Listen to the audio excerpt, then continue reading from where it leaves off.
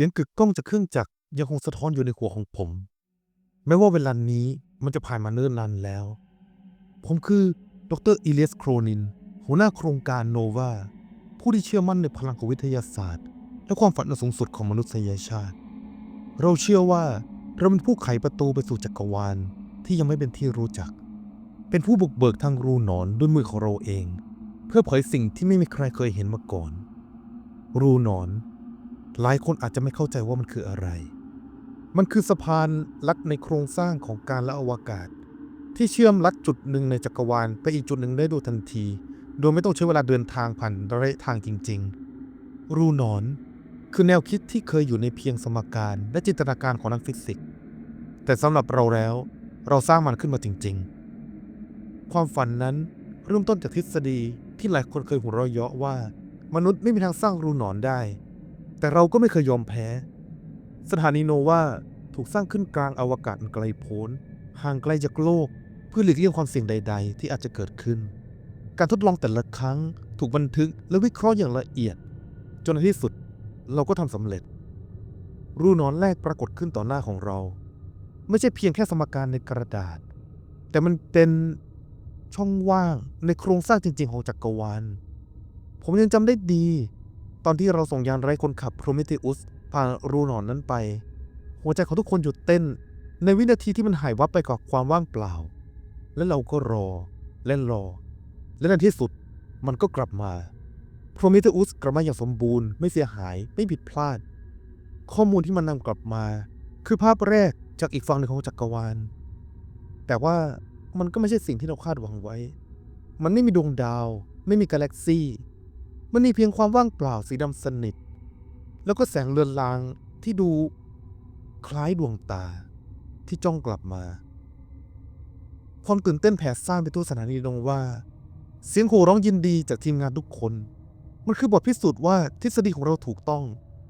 ประตูสู่จักรวาลอีกจักรวาลหนึ่งมันเปิดออกแล้วแต่ในขณะเดียวกันในใจลึกๆของผมกลับเสียดายที่ไม่ได้เป็นคนแรกที่เห็นมันด้วยตาของตัวเองผมควรจะเป็นคนไปที่นั่นไม่ใช่แค่ผู้เฝ้ามองผ่านหน้าจอและนั่นก็คือเหตุผลที่เราส่งทีมสำรวจชุดแรกที่จะเดินทางผ่านรูหนอนนั้นไปพวกเขาคือดรจูเลียเวลดรมาคัสเรนเดนแล้วก็ดรลูคัสคาร์เตอร์กับยานสำรวจโอดิสซีทั้งหมดถูกเตรียมพร้อมอย่างสมบูรณ์พวกเขาคือผู้กล้าที่จะไปเผชิญหน้ากับความว่างเปล่า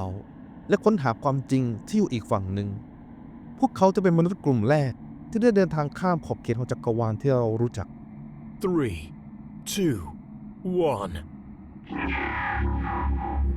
1. การส่งยานผ่านรูหนอนในครั้งนี้มันราบรื่นเกินคาดทุกอย่างดำเนินไปตามแผนจุดส่งสัญญาณยังคงทำงานได้ดีทีมภาคพื้นดินส่งข้อมูลสนับสนุนอย่างต่อเนื่องความตื่นเต้นและความหวังอันล้นหลามแผ่กระจายไปทั่วสถานีโนวาเสียงพูดคุยสลับกับเสียงหัวเราะดรเวลยืนมองหน้าจอด้วยสายตาเปล่งประกายเธอเชื่อว่าเรากำลังจะกลายเป็นประวัติศาสตร์ดรเรนดอนหยอกล้อกับทีมวิศวกรขณะที่ดรคาร์เตอร์หลับตาคือพำอะไรบางอย่างคล้ายๆการสวดมนต์แม้แต่ตัวผมเองก็รู้สึกได้ถึงพลังแห่งการค้นพบที่กำลังจะเป็นจริงในอีกไม่กี่วินาทีข้างหน้าการเดินทางครั้งนี้ถูกบันทึกไว้ทุกวินาทีเราติดตั้งระบบส่งสัญญาณภาพและเสียงจากยานโอดิสซีกำลังยังสถานีโนวาอย่างต่อเนื่องเพื่อให้เราสามารถเฝ้าดูทุกช่วงเวลาที่พวกเขาก้าวสู่สิ่งที่พวกเขาไม่รู้จักและวินาทีที่ยานโอดิสซีเคลื่อนตัวเข้าใกล้รูหนอนเสียงภายในยานเงียบสนิททุกสายตาจับจ้องไปที่จอมอนิเตอร์การเดินทางครั้งนี้มันไม่ใช่แค่ภารกิจแต่มันคือก้าวสำคัญของมนุษยชาติแสงของรูหนอนสั่นไหวพลังงานแผ่ออกมารอบๆยานเสียงระบบสื่อสารรายงานค่าต่างๆอย่างต่อเนื่องทุกอย่างยังคงเป็นไปตามแผนยานโอดิสซีค่อยๆหายลับเข้าไปในรูหนอนเสียงแหลมของพลังงานข้ามมิติดังขึ้นเพียงชั่วขณะก่อนที่ทุกอย่างจะกลับมาเงียบอีกครั้งหนึ่ง สัญญาณภาพยังคงส่งกลับมาภาพจากอีกฟากเริ่มชัดขึ้นเราเห็นภายในยานลูกเรือทั้ง3ยังคงปลอดภัยพวกเขามองออกมานอกหน้าต่างหวังว่าจะพบสิ่งที่ไม่มีใครเคยเห็นมาก่อนผมเริ่มพึมพำอะไรบางอย่างเหมือนสวดภาวนาแต่ตัวผมเองก็รู้สึกได้ถึงพลังแห่งการค้นพบที่กำลังจะเป็นจริงในอีกไม่กี่วินาทีข้างหน้าแต่แล้วในวินาทีที่ 4,316 ของภารกิจผมสังเกตเห็นอะไรบางอย่างในแววตาของดร. เวลเขาขมวดคิ้วแน่นสายตาไววูบไปมาเหมือนมองเห็นสิ่งที่เราไม่เข้าใจดร. เรนโดลเงียบลงฉับพลันมือที่เคยวางบนคอนโซลเริ่มสั่นเล็กน้อยส่วนดร. คาร์เตอร์ลืมตาขึ้นช้าๆดวงตาคู่นั้นมันเต็มไปด้วยความพรั่นพรึงหน้าจอแสดงผลเริ่มสั่นไหวภาพจากยานกระตุกไปจังหวะมันถูกบิดเบือนใบหน้าของทั้ง3คนมันดูบิดเบี้ยวผิดรูปเพียงเสี้ยววินาทีก่อนที่สัญญาณสุดท้ายจะขาดหายไป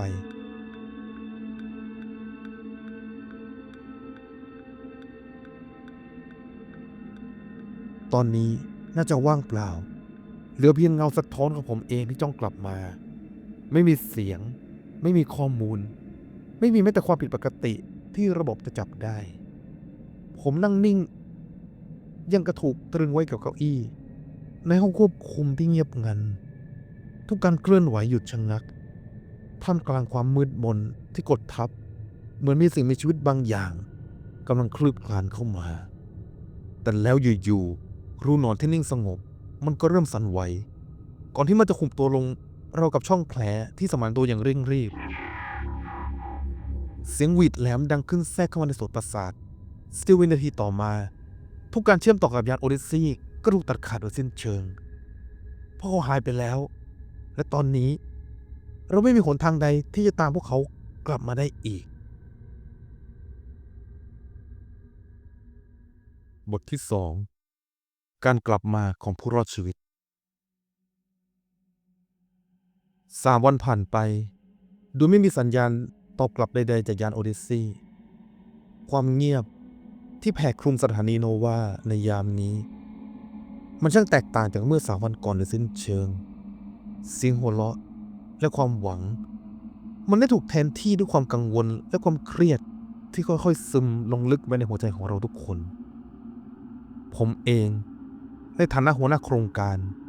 ก็ไม่อาจนิ่งเฉยต่อไปได้อีกความเงียบนี้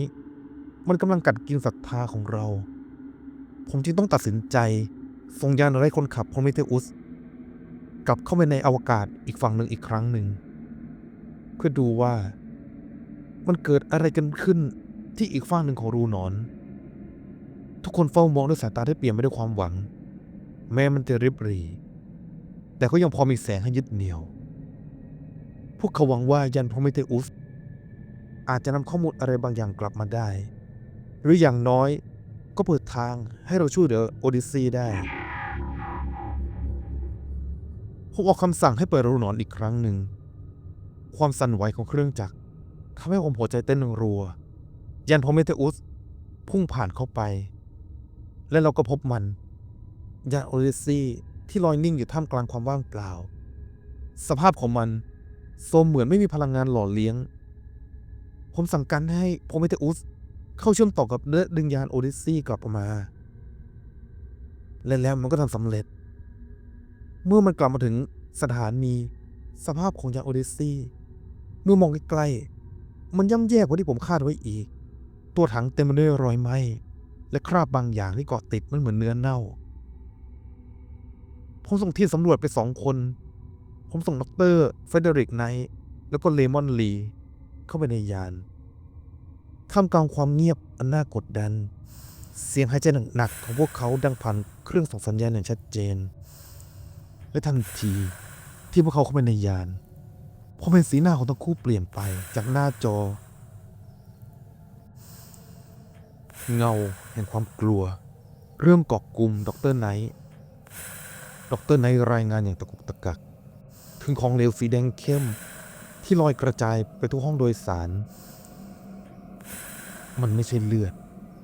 แต่มันมีกลิ่นโลหะฉุนรุนแรงจนพวกเขาแทบหายใจไม่ออกทุกก้าวที่พวกเขาเดินผ่านเข้าไปมันเต็มไปด้วยซากของอุปกรณ์ที่ถูกฉีกกระชาก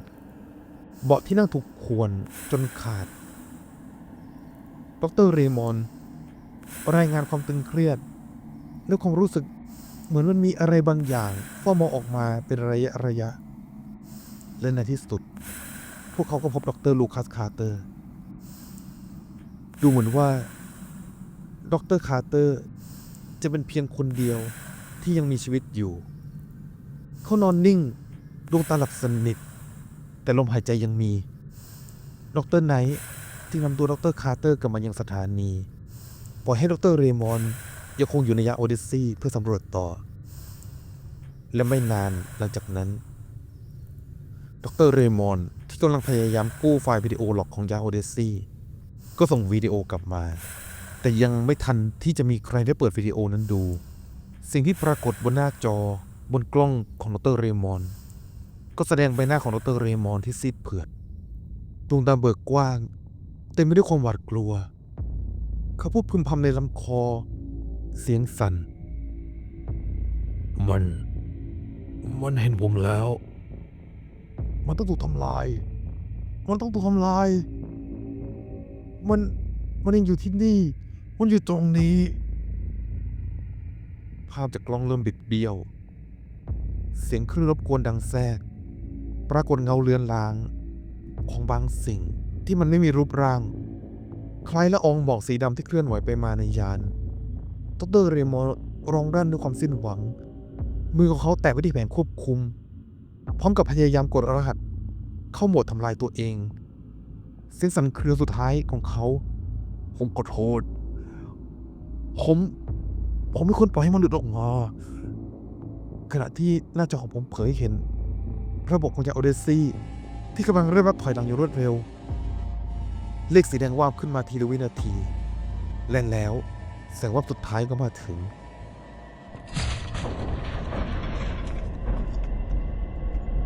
ยานโอเดสซีระเบิดเป็นเสียงสะท้อนดังกระทบตัวสถานีระบบสื่อสารหยุดทำงานหน้าจอทุกบานดับวูบลงตอนนี้เราตัดขาดจากโลกภายนอกโดยสมบูรณ์บทที่ 3 ภาพวาดและเสียงกระซิบในห้องบังคับการเต็มไปด้วยควันและแสงกระพริบจากระบบที่เสียหายหน้าจอแสดงผลแตกเป็นเสียงประกาศเตือนยังคงดังแว่วซ้ำๆแต่ไม่มีใครสนใจฟังมันอีกต่อไปผมยืนมองรอบตัวชิ้นส่วนของเพดานที่หล่นลงมากองกับพื้นเครื่องมือบางอย่างยังส่งเสียงจี่เบาๆเหมือนรอคำสั่งที่ไม่มีวันมาถึงผมกวาดสายตาไปมองห้องบังคับการที่ตอนนี้มันพังยับเยินแสงไฟสลัวจับเงาใบหน้าของดรอลิซาเบธรอสขณะที่เธอกำลังก้มหน้าตรวจสอบแผงควบคุมเธอหายใจช้าๆอย่างหนักหน่วงก่อนที่จะเงยหน้าขึ้นสายตาของเธอหลบเลี่ยงแต่ผมไม่จำเป็นต้องได้ยินคำพูดจากเธอแค่การสั่นไหวของตัวเลขบนหน้าจอที่แสดงปริมาณออกซิเจนก็เพียงพอที่จะบอกความจริงระบบฟอกอากาศหยุดทำงานตอนนี้เรามีเวลาเหลือไม่เกิน72 ชั่วโมงใกล้กันดรเรมอนยืนหน้าซีดเหงื่อท่วมเขาพยายามปรับระบบสัญญาณสื่อสารแต่หน้าจอเพียงแค่กระพริบตัวอักษรว่าไม่สามารถเชื่อมต่อได้ซ้ำแล้วซ้ำเล่าผมเห็นแผงควบคุมขับเคลื่อนที่ไม่เกรียมกลิ่นโลหะไหม้ลอยอบอวลในอวกาศความเงียบกลายเป็นคำตอบว่าเราลอยอยู่ในอวกาศอย่างไร้ทางออกผมหันไปมองผนังด้านข้าง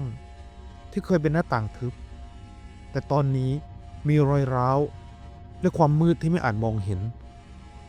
ผมนับจำนวนคนที่เหลืออยู่ในห้องนี้มีเพียงผมดร.อิซาเบลดร.เรมอนและส่วนที่เหลือดร.ลูคัสคาร์เตอร์ดร.เฟเดริกไนท์แล้วก็มาเรียนโฮ พวกเขายังอยู่ในห้องพยาบาลห่างไปอีกฝั่งหนึ่งของสถานีตอนนี้เราน่าจะเหลือกันสัก6 คนดรเรมอนก้มหน้าก่อนที่จะเงยขึ้นเขาจับกระดาษเขียนตัวเลขลวกๆแสดงการคำนวณอย่างง่ายๆและเขาก็เริ่มรายงานดรโครนินครับตอนนี้ถึงเราจะเสียระบบฟอกอากาศไปแต่ว่าถ้าเราประหยัดอากาศ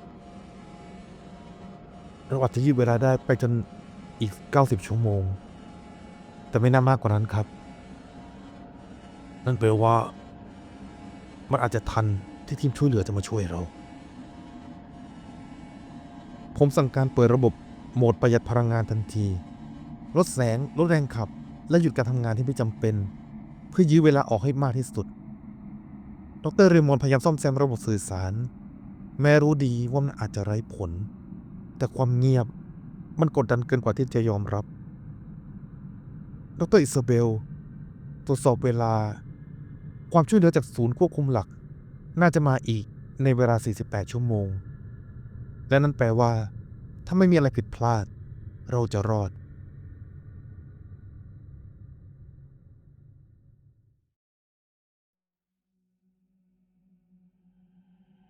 เราที่ขาดเครื่องมือพวกนั้นก็ไม่สามารถบอกได้ว่าเวลาที่ผ่านไปมันเป็นเวลากี่ชั่วโมงหรือหลายวันแต่สิ่งที่เปลี่ยนไปแน่ๆคือความตึงเครียดที่เคยบีบคั้นมันเริ่มคลายลงมันเหมือนทุกคนยอมรับในโชคชะตาแล้วก็รอเพียงความช่วยเหลือที่คาดว่าจะมาทันก่อนที่อากาศจะหมดในห้วงของความเงียบที่ไม่แน่ชัดนั่นเองเสียงเรียกจากห้องพยาบาลก็ดังขึ้นดร.คาร์เตอร์ฟื้นแล้วผมรีบไปที่ห้องพยาบาลความกระหายรู้ผลักดันให้ผมต้องมาเห็นกับตาต้องมารู้ให้ได้ว่ามันเกิดอะไรขึ้นผมต้องไปถามดร.คาร์เตอร์แต่เมื่อมาถึงสิ่งที่ผมเห็นคือดร.คาร์เตอร์ที่นั่งนิ่งในห้องมืดสลัวดวงตาของเขาเบิกโพลงมองตรงมาโดยไม่มีจุดหมายไม่ว่าผมจะถามอะไรเขาก็ไม่สามารถสื่อสารกลับมาได้เขาพูดเพียงคำเดียวเขาพึมพำซ้ำๆมันกำลังมามันกำลังมาและที่ผนังข้างเตียงผมเห็นภาพวาดด้วยมือของเขามันเป็นภาพที่ทำให้ผมรู้สึกไม่สบายใจเมื่อเห็นมันไม่ได้เป็นภาพวาดธรรมดาแต่ว่ามันคมชัดยังกับภาพถ่ายมันเป็นรายละเอียดของดวงดาวที่บิดเบี้ยวแสงสลัวในจักรวาลและผิวหนังของชายปริศนาในภาพล้วนถูกถ่ายทอดด้วยฝีมือแปลงที่แม่นยำจนน่าขนลุก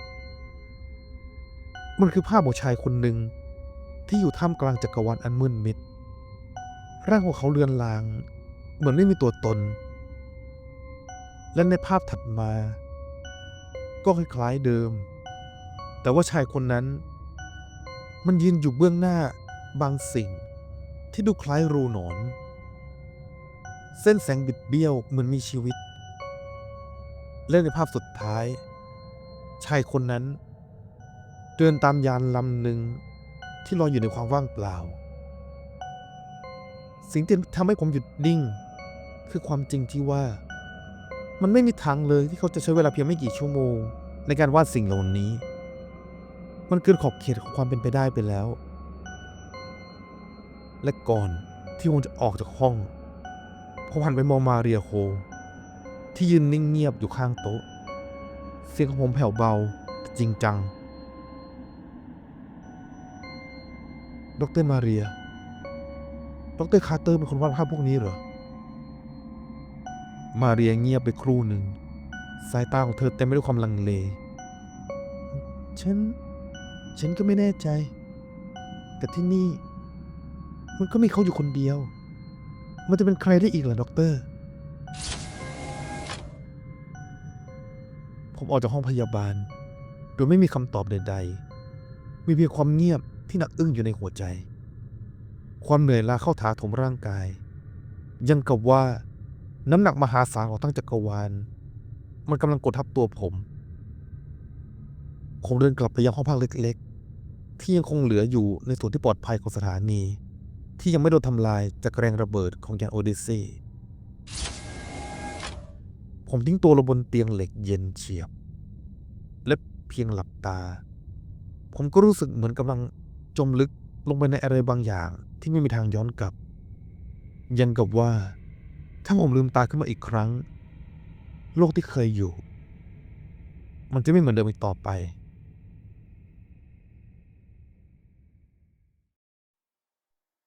และหลังจากนั้นความมืดอะไรจุดจบของจักรวาลก็มาอยู่ตรงหน้าผมมันไม่มีแสงไม่มีเสียงไม่มีแม้แต่ขอบเขตให้ยึดถือมันมีเพียงดวงตาขนาดยักษ์ที่ค่อยๆลืมขึ้นมาจากความว่างเปล่าเรากับว่าพื้นฟ้าทั้งผืน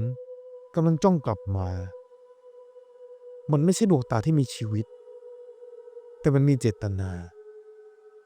ภายในม่านตาสีดำนั้นติดสนิทบางสิ่งขยับเคลื่อนไหว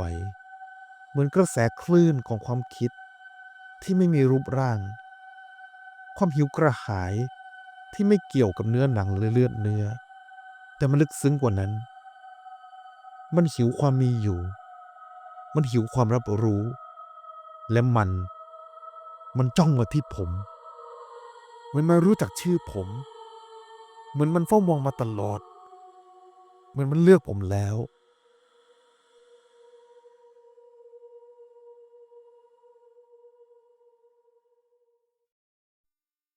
บทที่ 4 ความตายที่เหมือนกันผมสะดุ้งตื่นขึ้นมาพบความรู้สึกหนักอึ้งที่ยังเกาะติดเรากับว่าฝันนั้นไม่ยอมปล่อยเวลาผ่านไปนานเท่าไหร่แล้วผมไม่รู้ไม่มีเสียงไม่มีแสงไม่มีอะไรบอกเราอีกต่อไปผมฝืนกายลุกขึ้นเดินกลับไปยังห้องบังคับการเศษซากและควันมันยังคงเหมือนเดิมแต่มีบางอย่างเงียบเกินไปรายงานสถานการณ์ปริมาณอากาศที่เหลืออยู่ให้ผมฟังหน่อยผมเอ่ยขึ้นดร.อิซาเบลมองผมสายตาของเธอเหมือนลังเลก่อนตอบยังเหลือเพิ่มค่ะดร.โครนินเอาจริงๆมันแทบไม่ลดลงไปเลยผมก็หมวนคิ้วไม่เข้าใจอะไรบางอย่างผิดปกติแต่ผมหาคำตอบไม่ได้แล้วดร.เรมอนก็เอ่ยขึ้นแล้วเราจะทำยังไงกับวิดีโอจากยาโอดิซีดีครับผมพยักหน้าเปิดมันและทันทีที่วิดีโอเริ่มเล่นภาพแรกที่ปรากฏบนหน้าจอมันคือบรรยากาศภายในยานโอดิสซีช่วงเวลาที่เรากำลังส่งพวกเขาข้ามจักรวาลไปทุกอย่างมันดูสงบดร.จูเลียเวลกำลังตรวจสอบแผนควบคุมดร.มาคัสเรนดอนกำลังนั่งดูข้อมูลที่หน้าจอส่วนดร.รูคัสคาร์เตอร์มองไปยังความว่างเปล่านอกยานพวกเขาคุยกันเบาๆมีรอยยิ้มประปรายบรรยากาศเหมือนการเดินทางสำรวจทั่วๆไปที่มันดูไร้ปัญหาแต่นั่นมันเป็นเพียงช่วงต้นของวิดีโอความแปลกใจเริ่มก่อตัวขึ้นในใจผมทันทีเมื่อสีหน้าของเขาเริ่มเปลี่ยนไปทีละน้อยดวงตาของดร.เวลเมอลอยมือหนึ่งของเธอหยุดนิ่งกลางอากาศยังกับว่ากำลังฟังบางอย่างที่ไม่มีใครได้ยินภาพเริ่มกระตุกกลายเป็นเพียงเสียงซาเบาๆดร.วิลหยุดนิ่งสายตาของเธอเปลี่ยนไปจากความมั่นใจกลายเป็นความสับสนริมฝีปากขยับเหมือนพูดอะไรบางอย่างแต่มันก็ไม่มีเสียงออกมาเธอเอื้อมมือมาจับเครื่องมือแพทย์อย่างช้าๆสีหน้าไม่เปลี่ยนแปลงยังกับว่าถูกสะกดให้ทำเธอมองกล้องอีกครั้งหนึ่งมองลึกเข้าไปดวงตาคู่นั้นมันไม่สั่นไหวไม่มีร่องรอยของความกลัวหรือความเจ็บปวดมันมีเพียงแต่ความว่างเปล่าที่น่าขนลุกเธอค่อยๆขยับมือช้าๆ แล้วก็ค่อยๆวางใบมีดลงบนลำคอของตัวเองแรงกดทีละน้อยยังกับว่ากำลังทดสอบความรู้สึกเส้นเลือดปูดขึ้นใต้ผิวหนังเลือดหยดแรกไหลรินก่อนที่จะพุ่งทะลักออกมาเปิดเสื้อในพริบตาดรเรนนอนขยับร่างอย่างลังเลเขาพุ่งหาดรเวลเอื้อมมือไปข้างหน้าแต่แล้วมันมีบางสิ่งหยุดลั้งเขาหยุดกลางทางใบหน้าเต็มไปด้วยความตื่นตระหนกดวงตาเบิกกว้างขณะที่เหงื่อเริ่มผุดขึ้นเต็มใบหน้าเขามองหันมารอบๆช้าๆเหมือนกำลังมองหาใครบางคนหรือบางสิ่งในเงามืดร่างกายของเขาเริ่มสั่นสะท้านมือกำที่อกแน่นเหมือนกำลังถูกบีบคั้นจากข้างในลมหายใจเริ่มติดขัดและสายตาก็เริ่มพร่าเลือนอย่างไร้สาเหตุเขาเริ่มเดินอย่างช้าๆไปยังแผงควบคุมท่ามกลางเสียงซ่าและแสงที่ไหวกระพริบวูบวาบเขาหยิบสายเคเบิลขึ้นมามือสั่นระริกเขามองมันเหมือนมันเป็นทางรอดสุดท้ายของเขาเองเขายืนนิ่งอยู่นานเหมือนกำลังต่อสู้กับตัวเองก่อนที่จะค่อยๆยกสายเคเบิลขึ้นแล้วก็พันรอบลำคอของตัวเองอย่างช้าๆท่ามกลางเสียงหายใจที่ขาดไปห่วงๆแล้วจึงดึงจนสุดแรงร่างเขากระตุกเงียบสงัดและจบลงในความมืดดร.คาร์เตอร์ยังคงยืนอยู่ร่างไม่ขยับดูตาไร้แววเขาไม่ได้แสดงความตกใจเลยแม้แต่น้อยเหมือนภาพของเพื่อนร่วมยานที่ตายไปต่อหน้าต่อตามันไม่ได้ส่งผลใดๆต่อเขาเลยเขากลับเดินไปหยิบมีดผ่าตัดมองมันเหมือนกำลังชั่งใจแสงสะท้อนบนคมมีดวูบไหวในมือของเขาค่อยๆเดินมาที่หน้ากล้องหยุดยืนตรงนั้นมองเราตรงๆดวงตานิ่งเงียบแต่แฝงความลึกล้ำบางอย่างที่ยากจะเข้าใจ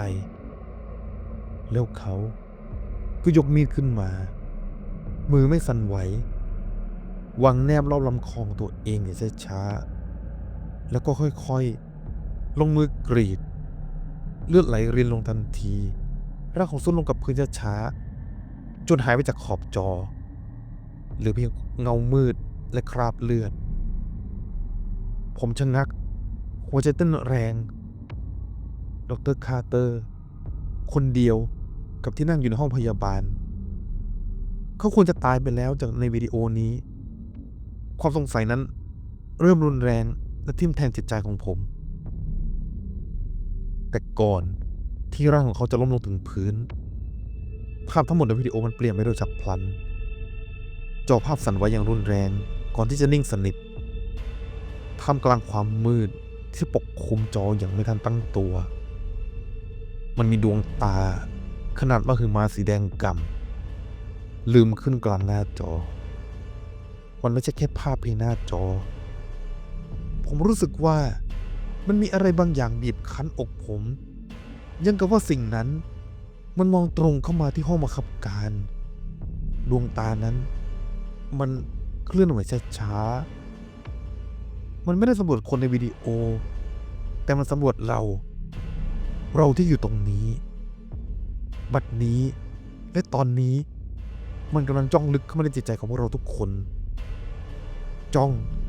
จนเหมือนเลือดในกายจะหยุดไหลดวงตามันขยายใหญ่ขึ้นจนเต็มจอแสงสีแดงสะท้อนห้องมันเปลี่ยนแปลงไปจนความรู้สึกถูกจับจ้องมันไม่ใช่แค่ความกลัวแต่มันคือการถูกพบเจอการถูกเลือกไม่มีใครหนีพ้นจากการมองเห็นของมันแล้วจู่ๆภาพก็สั่นวาบเสียงกรีดร้องและคำพูดดังก้องก่อนที่ทุกอย่างจะดับวูบทิ้งไว้เพียงความเงียบงันที่เย็นเยียบเกินกว่าจะหายใจ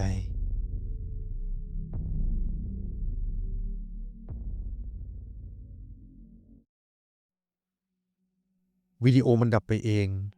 ทิ้งไว้เพียงจอภาพที่มืดสนิทผมพยายามบอกให้เปิดมันอีกครั้งหนึ่ง แต่หน้าจอก็จะคงว่างเปล่าไม่มีภาพไม่มีเสียงไม่มีอะไรตอบสนองดรเรมอนพยายามตรวจสอบระบบเขาพยายามเรียกไฟล์ขึ้นมาใหม่เสียงพิมพ์บนแป้นคีย์บอร์ดคือเสียงเดียวที่ยังเคลื่อนไหวในห้องที่เย็นเงียบนี้ผ่านไปไม่นานเขาหันมามองผมสีหน้าเต็มไปด้วยความสับสนไฟล์นี้มันเสียเอาจริงๆมันไม่ควรถูกเปิดได้ตั้งแต่แรกแล้วมันไม่มีข้อมูลมันไม่มีโครงสร้างอะไรหลงเหลืออยู่เลยครับดรโครนินอิซาเบลเริ่มหายใจแรงเธอถอยหลังมือสั่นดวงตาเบิกกว้าง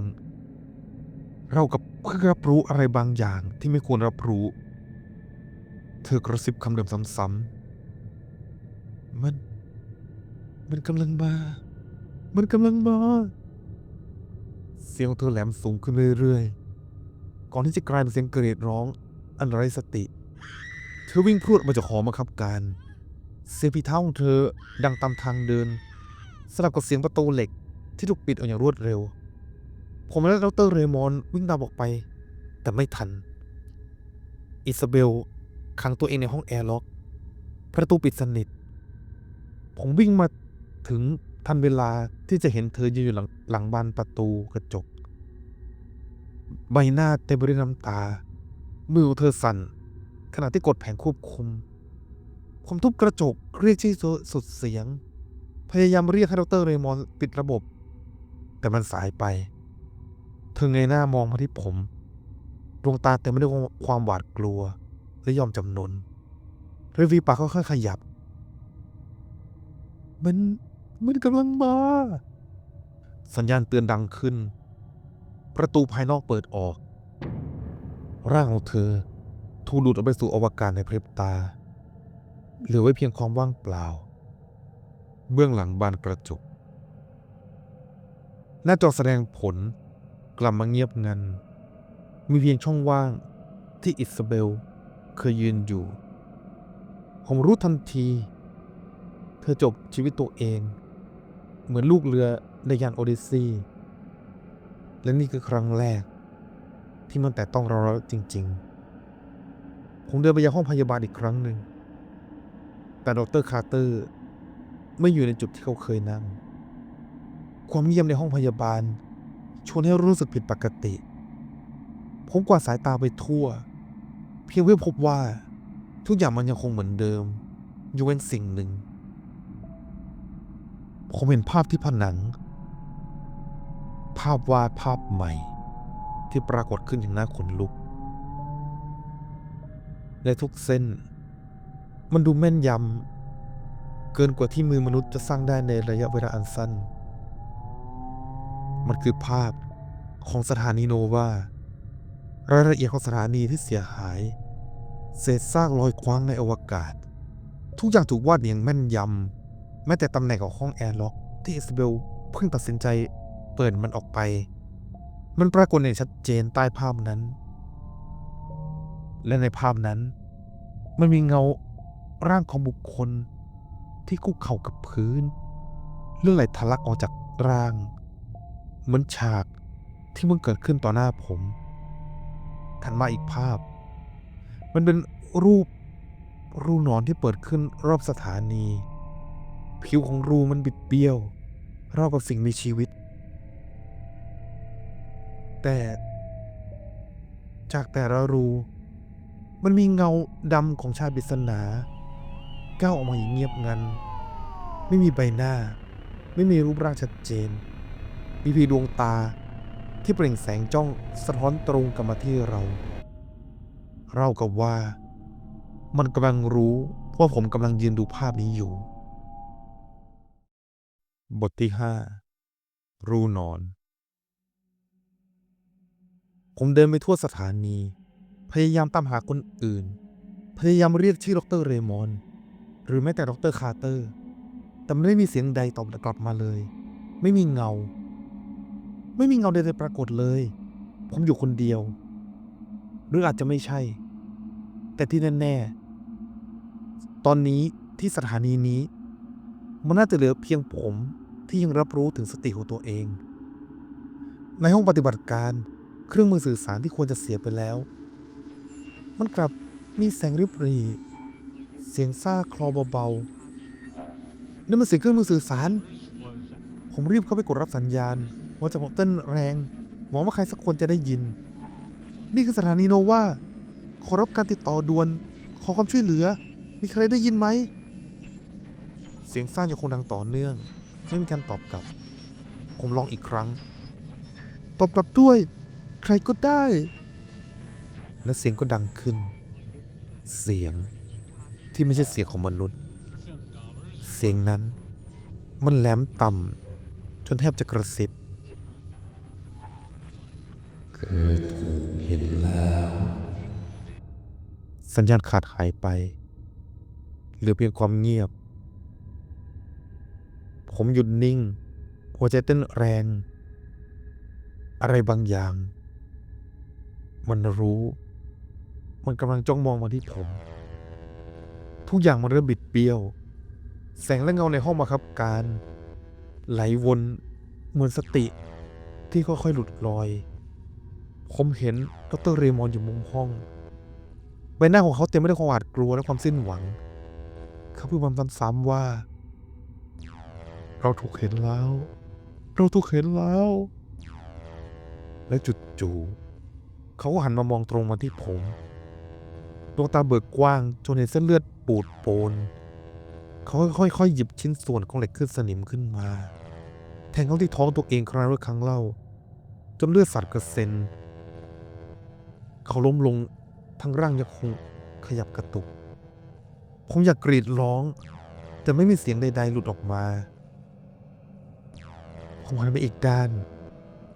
เห็นอิซาเบลยืนยิ้มอยู่กลางห้องรอยยิ้มที่เต็มไปด้วยน้ำตาเธอยกมือขึ้นปิดตา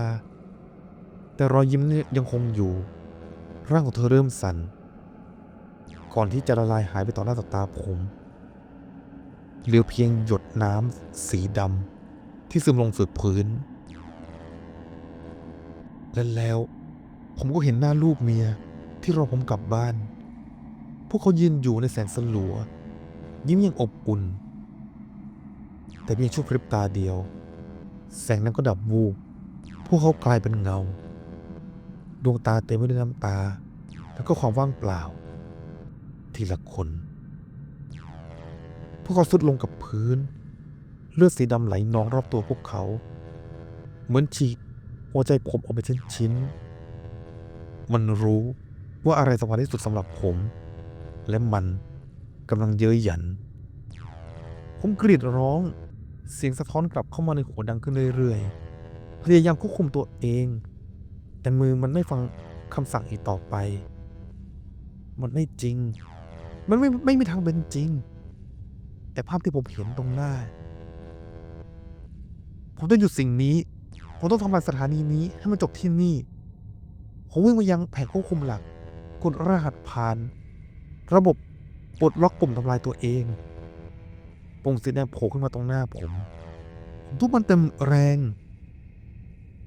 แต่ไม่มีอะไรเกิดขึ้นผมทุบมันอีกครั้งทุกอย่างยังคงนิ่งสนิทเมื่อผมค้างอยู่ตรงปุ่มนั้นผมรู้สึกถึงอะไรบางอย่างที่มองไม่เห็นมันกั้นระหว่างผมกับปุ่มนั้นนิ้วของผมขยับไม่ได้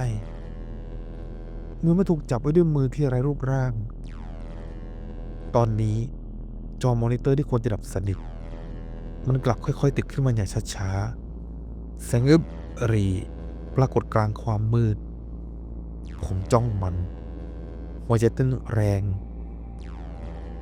แล้วข้อความตัวแรกก็โผล่ขึ้นมาที่หน้าจอช้าๆเหมือนมีอะไรบางอย่างบังคับให้มันปรากฏออกมากำลังจะเปิดรูหนอนตัวอักษรสีขาวบนพื้นสีดำขยับเลือนลางก่อนที่มันจะชัดเจนขึ้นและมันเริ่มซ้ำไปซ้ำมากำลังเปิดรูหนอนกำลังจะเปิดรูหนอน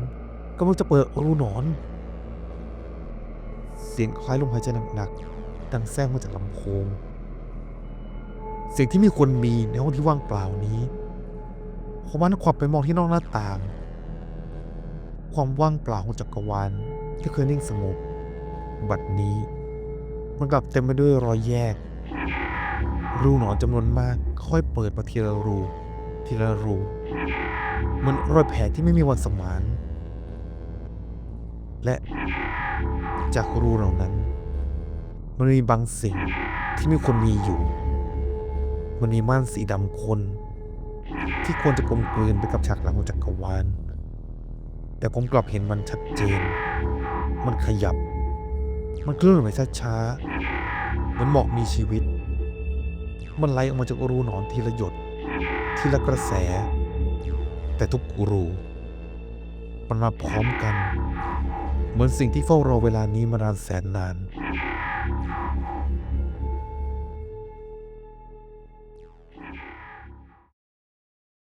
บทที่ 6 เราคืออาหารของมัน ทุกอย่างมืดลง มืดสนิท ไม่มีแสง ไม่มีเสียง มีเพียงความว่างเปล่าที่หนาวเย็นลมหายใจของผมขาดข่วง ผมไม่รู้ว่านี่คือความจริง หรือว่ามันเป็นแค่เศษเสี้ยวของสติที่หลุดลอยไปแล้ว ในความมืดนั้นดวงตาสีแดงคู่หนึ่งลืมขึ้นมาตรงหน้า มันไม่กระพริบไม่ขยับ เพียงการจ้องของมันอย่างไม่ลดละ ความเย็นเฉียบแผ่ซ่านไปทั่วร่าง ผมขยับไม่ได้ดวงตาคู่นั้นมันจ้องลึกเข้ามาในจิตใจมันกำลังค้นหา ค้นพบ และกลืนกิน ภาพปรากฏขึ้นในหัวผม รวดเร็ว รุนแรงเกินควบคุม ผมเห็นจักรวาลอื่นๆ ถูกกลืนกินโดยเผ่าพันธุ์ที่ไร้รูปร่าง เงาดำข้นคล้ายหมอก ปกคลุมดวงดาว กลืนกินแสง สูบทุกสรรพสิ่งเข้าสู่ความมืด ผมเห็นโลกที่ผมไม่รู้จัก ดวงดาวที่แปลกตา และเสียงกรีดร้องของชีวิตที่ถูกทำลายพวกมันก็ค่อยเดินทางผ่านรูหนอนจากจักรวาลหนึ่งไปยังอีกจักรวาลหนึ่ง ไม่มีสิ่งใดต้านทาน ไม่มีใครรอด แต่พวกมันไม่รู้จักมนุษย์ ไม่เคยเห็นโลก เพราะว่าโลกเราอยู่ห่างไกลแสนไกล อยู่ชายขอบของจักรวาลอันกว้างใหญ่ แต่ตอนนี้มันเห็นเราแล้ว มันเห็นผม มันเห็นโลก มันเห็นมนุษย์ และเราคืออาหารของมัน